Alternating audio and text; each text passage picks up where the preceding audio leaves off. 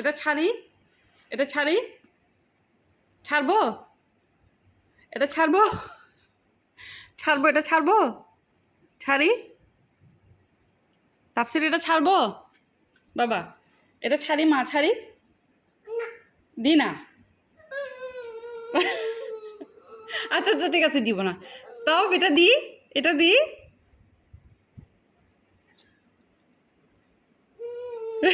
আচ্ছা আচ্ছা আচ্ছা না, আচ্ছা না, দিব না, দিব না। তো কার্পেট পরিষ্কার করবো না, এটা পরিষ্কার করবো না। আসো তোমরা সব পরিষ্কার করতে আসো, আসো, আসো। না না না না, আচ্ছা না, না।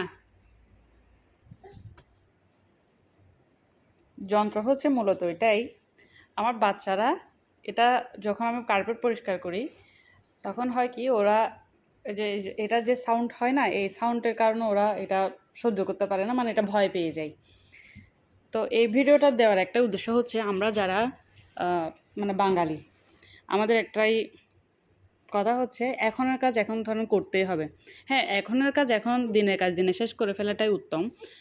যদি দেখেন বাচ্চা বেশি কান্না করতেছে, বাচ্চা এটাতে খুব ডিস্টার্ব হচ্ছে, আমি মনে করি কাজটা তখন না করে একটু পরে করলেই হয়, বা বাচ্চাকে সহ নিয়ে করলে হয়, বা বাচ্চাকে অন্য কারো কাছে দিয়ে করলে হয়।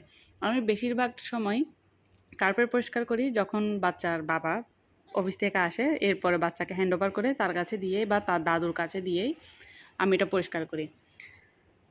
তো কিছু সময় বাচ্চাকেও সময় দেওয়াটা দরকার, আর না হয় বাচ্চারা ভয় পেয়ে যায়, ঘাবড়ে যায়, বাচ্চারা বেশি মানে জিদ টাইপের হয়ে যায়, মানে ওদের মধ্যে একটা জিদ চলে আসে।